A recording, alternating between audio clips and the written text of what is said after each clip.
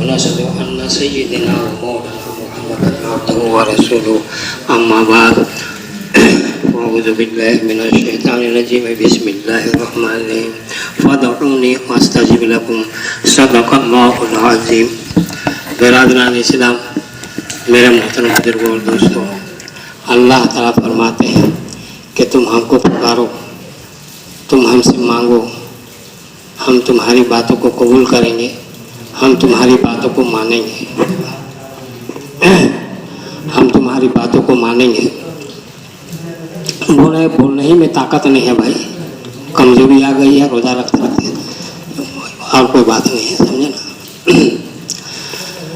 तो अल्लाह ताला ने ये फरमाया कि तुम हमसे मांगो, हम तुमको आता फरमाएंगे। अब यह है कि मांगने का ढंग और तरीका भी चाहिए, है ना। अल्लाह ताला के नज़दीक जब इंसान अपनी गुनाहों से नादिम होता है और शर्मिंदा होता है तो जाहिर बात है उसका दिल कमज़ोर हो गया, है ना। अब ऐसी हालत में जबकि रिक्कत कल्ब के साथ अल्लाह ताला से आप मांगेंगे तो अल्लाह ताला भी आपकी बातों को सुनेंगे।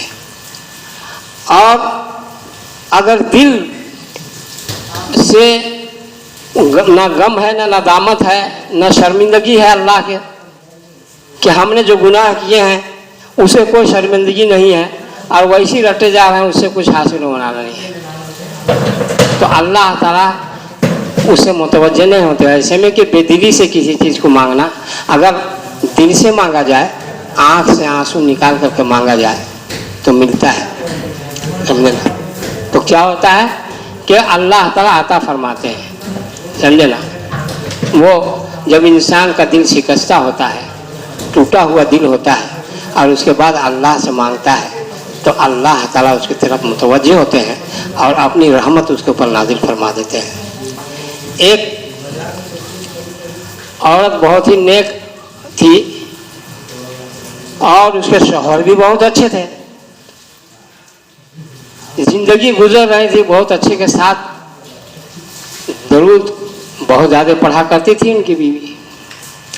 तो एक दिन अपने शौहर से कहा कि हजरत ऐसा है कि मैं चाहता हूँ कि जनाब रसूलुल्लाह सल्लल्लाहु अलैहि वसल्लम को देखूँ, उनकी ज़ियारत हो। मैं इतनी ज़रूरत पढ़ता हूँ लेकिन उसके बावजूद आज तक हमें ये सआदत हासिल नहीं हुई कि मैं रसूलुल्लाह सल्लल्लाहु अलैहि वसल्लम के खामे दीदार कर सकूँ, इसलिए कोई तरीका बताइए कि जिसकी वजह से हासिल हो जाए। तो कहा कि जो मैं कहूँगा उसको करोगी तुम? कहा कि बिल्कुल करेंगे। जाहिर बात है ऐसी दौलत आता हो, अरे हदीस है बिल्कुल कि मन रानी फिल मनामे फ़क़त रानी वला यतमस्सलु व शैतान ला यतमस्सलु बी, कि जिसने देखा मुझको, मुझी को देखा, चाहे आप वो चमकती हुई सूरत में ना देख रहे हैं, वो तो आपकी हालत के ऊपर है ना। लेकिन जो भी देखा रसूलुल्लाह सल्लल्लाहु अलैहि वसल्लम को ख्वाब में तो उन्हीं को देखा। इसलिए कि शैतान शक्ल नहीं बना सकता है आपका, ना बदसूरती का सूरत में आ सकता है शैतान और ना खूबसूरत बना करके आ सकता है शैतान, आपके शक्ल में कभी नहीं आ सकता है। तो कहा कि जो मैं कहूँगा वो करोगी तुम? कहा कि हाँ मैं इंशाल्लाह करूँगा। तो कहा कि ठीक है ऐसा करो कि जाओ तुम आज दुल्हन बन जाओ, गुस्ल करो, नहा धो लो और फिर उसके बाद में एकदम बेहतरीन लिबास शादी वाला और एकदम बनाओ, श्रृंगार कर लो, सुरमा लगा लो, है ना, और उसके बाद में तुम तैयार हो जाओ। चुनांचे वो शाम तक सब कुछ बन ठन के बिल्कुल तैयार हो गई, दुल्हन के मानी, जैसे एक दुल्हन को तैयार किया जाता है। उसके बाद करीब में थे इनके भाई, यानी बीवी के भाई, उनके साला, जाकर कहा कि तुम अपनी बहन को जाके देखो, है ना, कि किस हालत में है। तुम हमको देख रहा हो ना कि मैं कितना बूढ़ा हूँ, चलने के काबिल नहीं हूँ, और तुम अपनी बहन की जाके देखो जरा सा, समझे ना। कहा क्या हुआ? कहा कि जाओ ना तुम देखो ना, जवान बहन बैठी है। अब उसके बाद में आया उसका भाई और देखा कि तो बिल्कुल अजीब। कहा कि तुमको शर्म नहीं आती है, तुम इतनी बुढ़ी हो गई है कि लाठी पकड़ के तुम चलती है और उसके बाद में तुम दुल्हन बनी हुई है। तुमको शर्म नहीं आती है कि नौजवान लड़की 20 साल की लड़की तुम बनी हुई है? हाया शर्म कहाँ गए तुम्हारा कि तुम इस तरीके से बनी है? अभी उतारो उसको, डांट टपट के बिगड़ के। अब जो था भाई इस कदर वो रोने लगी कि मत पूछिए। रोते रोते अपनी शर्मिंदगी में दिल में सोच रहा है कि शौहर ने ऐसा कहा था और हमारी तमन्ना तो ये थी, और जिसके नतीजे में आज हम मुझे गाली सुन रहे हैं, है ना। ख्वाब में जनाबे रसूलुल्लाह सल्लल्लाहु अलैहि वसल्लम से मुलाकात हो गई, इसलिए कि दिल उसका टूट गया और ऐसा दिल दुखी हो गया उस अमल से कि फौरन उस सबको उतार दिया कि हमने गलत काम किया, हमारे शौहर ने ऐसा किया था इसलिए ऐसा मैंने किया। अब उसके बाद में जनाबे रसूलुल्लाह सल्लल्लाहु अलैहि वसल्लम की दीदार हो गई। तो बाद में बीवी ने कहा कि ये बताओ कि तुम जो तरीका बताए थे कि हम तुमको तरीका बताऊंगा कि जिसकी वजह से हमारी दीदार रसूलुल्लाह सल्लल्लाहु अलैहि वसल्लम की दीदार हो जाएगी, वो कौन सा तरीका है उसको बताओ। तो कहा करे वही ना तरीका था जो मैं तुमको करवाया। कहा कि अच्छा तो दीदार हो गई ना? कहा कि हाँ दीदार हो गई। जिस शख्स ने जनाबे रसूलुल्लाह सल्लल्लाहु अलैहि वसल्लम को ख्वाब में देखा आज उसके वास्ते हराम हो जाता है। उसका शर्त यह है कि ईमान के साथ खात्मा होगा उसका, ईमान के साथ ही देख सकता है कोई रसूलुल्लाह सल्लल्लाहु अलैहि वसल्लम को। और जिसने देखा वो बस समझो कि आज उसके लिए हराम है ना। इसलिए हर आदमी को दिल की सफाई की ज़रूरत है और जनाबे रसूलुल्लाह सल्लल्लाहु अलैहि वसल्लम के ऊपर दरूद पढ़ने की ज़रूरत है कि रोज़ाना एक ऐसा मामूल बनाए, इस तमन्ना के साथ बनाए कि मैं रसूलुल्लाह सल्लल्लाहु अलैहि वसल्लम की दीदार करूँगा और बिस्तर बिल्कुल पाक साफ हो बिल्कुल, है ना। थोड़ा कुछ खुशबू लगा ले और जो सुन्नत सोने का तरीका जो है उसके ऊपर सुन्नत पर अमल करे। सुन्नत पर अमल करना ज़रूरी है। और सोने का तरीका ये है कि आदमी किबला की तरफ मुँह कर ले, है ना। जब इधर उत्तर के तरफ सर रहेगा तो किबला की तरफ हो सकेगा। दाहिने पैर को सीधा कर दीजिए और बाएं पैर को जैसा यूँ कर दीजिए, है ना। टेढ़ा कर करके अपना बना लीजिए, है ना। एक पैर सीधा है एक पैर टेढ़ा है और उसके बाद में आप सो गए और हाथ को यूँ रख करके किबला की तरफ पढ़ करके, है ना, जो भी आप पढ़ते हैं लेकिन दरूद शरीफ पढ़ते हुए सो जाइए, है ना। आप जो दरूद पढ़ेंगे जनाबे रसूलुल्लाह सल्लल्लाहु अलैहि वसल्लम के पास आपका दरूद पहुंचता है जी। हर सोमवार और जुमा के दिन जो शख्स भी जनाबे रसूलुल्लाह सल्लल्लाहु अलैहि वसल्लम पर दरूद पढ़ता है वो पहुंचता है और उसके आमाल जो हैं अच्छे हैं या बुरे हों जनाबे रसूलुल्लाह सल्लल्लाहु अलैहि वसल्लम के दरबार अक़दस में पेश होता है और आप हर उम्मती के आमाल को देखते हुए जाते हैं, समझे ना। हर उम्मती के आमाल को देखते हुए जाते हैं। तो मेरे दोस्तों सुन्नत जो यही तो आदमी जो औलिया बना, है ना, जो वली बना, अल्लाह का दोस्त बना, क्यों बना? सुन्नत के अमल करने की वजह से। तो हज़रत हमारे अकाबिरीन में हज़रत मौलाना हुसैन मदनी रहमतुल्लाह है, बहुत ज़बरदस्त वली के कामिल, है ना। एक मरतबा वो सफ़र हज से आ रहे थे तो ट्रेन में वो बैठ गए। ट्रेन में बैठे तो वहाँ जेंटलमैन हिंदू भी था बैठा हुआ और एक मौलाना साहब भी थे जो कि इनका नाम सुने थे और बहुत गाली बका करता था, है ना, और बहुत गीबत चुगली किया करता था उसका, है ना। वो भी बैठा हुआ था। वो हिंदू उठा और उठने के बाद में गया, यानी ट्रेन में जो बहुत गंदगी रहती है और बात साफ भी रहते हैं, है ना। बैतुल खला कर ये गया, उसमें टॉयलेट में जा कर के बैठा। जो दरवाज़ा खोला तो देख रहा है कि गंदगी भरा हुआ है। लौट के आ गया हूँ क्या करें, है ना। हाँ बैठ गया। हज़रत मौलाना हुसैन मदनी रहमतुल्लाह अलैह बिल्कुल समझ गए कि ये गंदगी होने की वजह से वहाँ पर नहीं बैठ रहा है। थोड़ी देर के बाद में ये उठे और जाने के बाद में पूरे टॉयलेट को बिल्कुल धो धा के बिल्कुल साफ कर दिया और उसके बाद में आके बैठ गए। और आने के बाद में बैठे उसी के बगल में कहा कि आप कह रहे थे कि बहुत गंदा कर देता है लोग टॉयलेट, अभी तो मैं आके रहा हूँ बिल्कुल साफ है, समझे ना, बिल्कुल साफ है। तो कहा कि अच्छा। तो गया वो, उसके बाद में अपने हाजात से फारिग हुआ। उसी जगह वो मौलाना साहब भी बैठे हुए थे, है ना। तो वो मालूम किया कि आखिर इसको किसने साफ किया, इतना बेहतरीन से इतनी गंदगी को किसने साफ पायखाना किया, जो कि पाखाना से भरा हुआ था टॉयलेट, फिर वो साफ कैसे हो गया, समझे ना। तो पता या चला कि ये हजरत मौलाना हुसैन मदनी यानी कि हजरत ने इसको साफ किया है ना। तो वो जो मुखालिफ और गिबत और चुगली किया करता था, कहा कि इतने बड़े इखलाक के मालिक हैं ये, है ना, इतने बड़े इखलाक के मालिक हैं ये, है ना।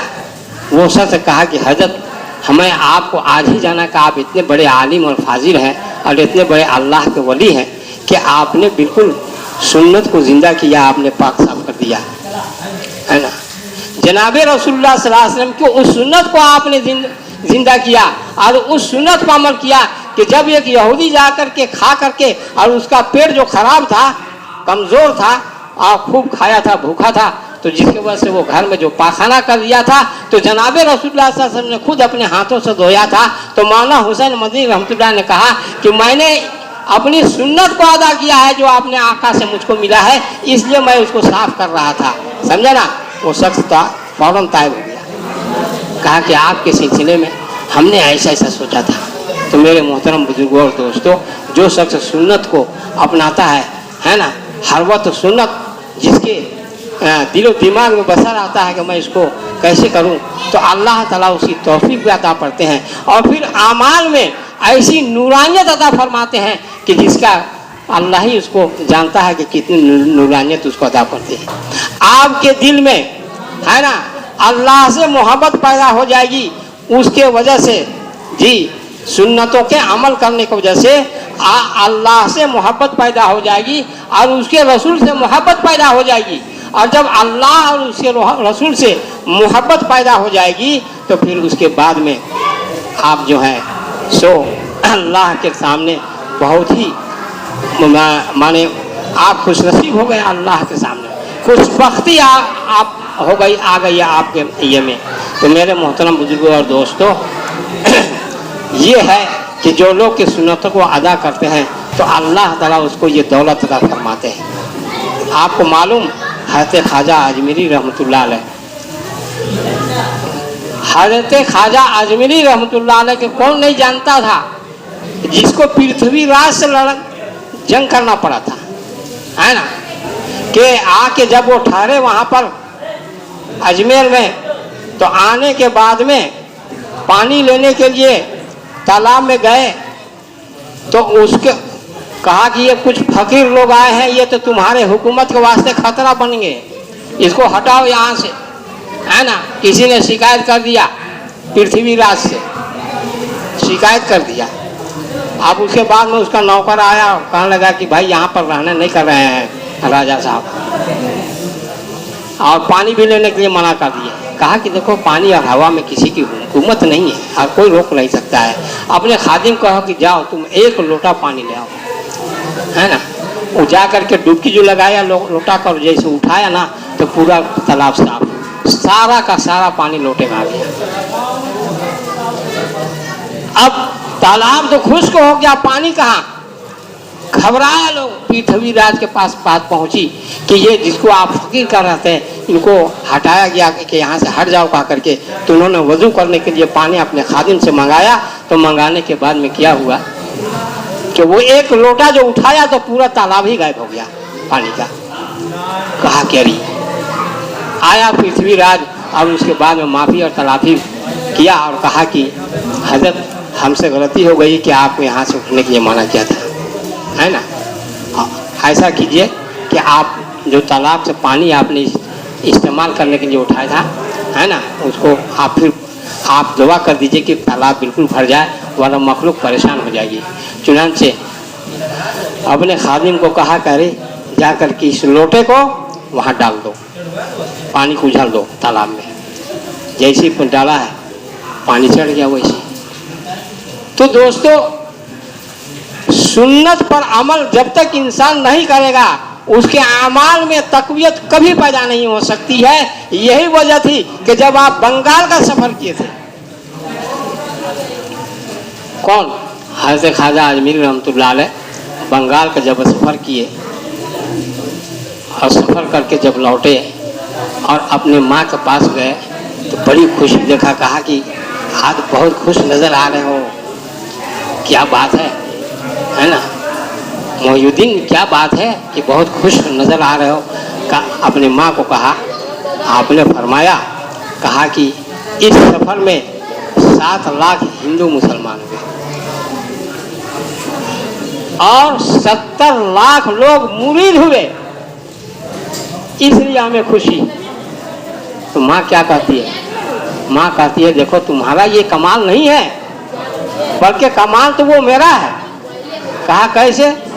कहा वो इस तरह कि जब तुम पैदा हुआ तो उसके बाद से तुमको वजू करके ये दूध पिलाया, बगैर वजू के कभी तुमको नहीं पिलाया दूध। उसी का नतीजा है कि जिस तहारत से तुमको पेट में शुरू से गया है, उस तहारत का करिश्मा है कि तुम्हारी बातों पर, यानी तुम्हारी बातों के ऊपर ऐसा असर है कि आदमी फौरन जो काफिर है वो मुसलमान हो जाता है ना, और जो सुनने वाले मुसलमान हैं वो तुमसे मुरीद हो जाते हैं। चुनांचे किताबों में लिखा है कि जब को आपको जनाब रसूलुल्लाह सल्लल्लाहु अलैहि वसल्लम ने अपने रोज़े अक़दस से भेजा कि जाओ जो हिंदुस्तान जाओ और वहाँ तुम दावत तबलीग जा करो, तो आप बिल्कुल ठिठक गए। कभी आगे जाते थे और फिर वापस चले आते थे और दिल हिम्मत नहीं पैदा होती थी। आवाज़ आई रोज़े अक़दस से, कहा कि तुम डरते क्या हो, तुम कदम आगे बढ़ाओ, हिम्मत मर्दा मदद खुदा, तुम आगे बढ़ो, अल्लाह ताला तुम्हारी मदद फरमाएगा। चुनांचे लाहौर से अजमेर आते तक 90 लाख लोग मुसलमान हुए थे। तो मेरे मोहतरम बुजुर्गों और दोस्तों, इस वक्त भी है फ़िज़ाए आलम में खुर्शीद रिसालत के किरणें कि अगर वो ठुकरा दे दुनिया को तो दुनिया में अंधेरा हो जाए। मेरे दोस्तों, हर ज़माने में ऐसे लोग रहे।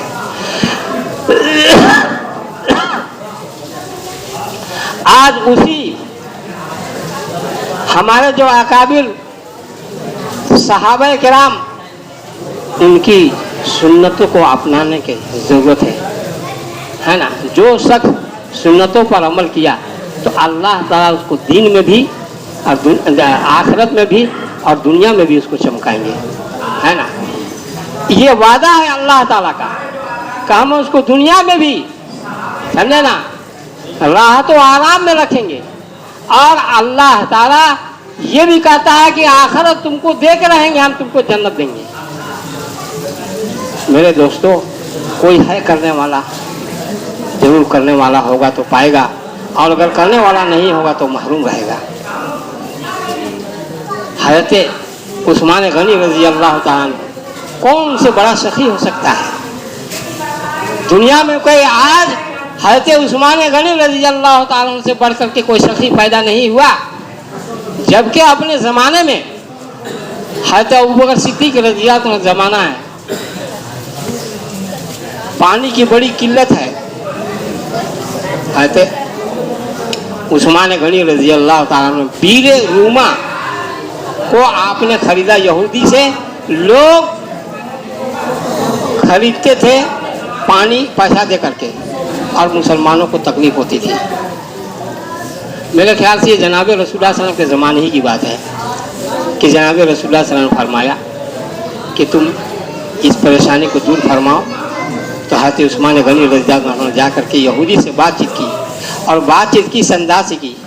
कहा कि कुएं को तुम कीमत में दे दो, समझे ना। तो कहा कि नहीं, इसे हमको बहुत भारी आमदनी है, बहुत हमको पैसा आता है, हम कैसे नहीं बेच सकेंगे। तो आपने कहा कि ऐसा करो कि तुम पूरी कीमत ले लो, लेकिन आधा इस्तेमाल करने के लिए दे दो। तो यहूदी समझ नहीं सका, कहा कि ठीक है ना, चलिए ठीक है, मैं आपको पूरी कीमत में दे देता हूँ, है ना। आधा आपका आधा मेरा, लेकिन पूरी कीमत देता हूँ, है ना। आप सल्लल्लाहु अलैहि वसल्लम ने खरीदने के बाद में हज़रत उस्मान गनी रज़ी अल्लाह ने ऐलान करके कह दिया कि कल से कोई शख्स नहीं खरीदेगा पानी। हमारा जो हिस्से का है पानी एक दिन का, वो मेरे ये मैं जो खरीदा हूँ उससे तुम लो।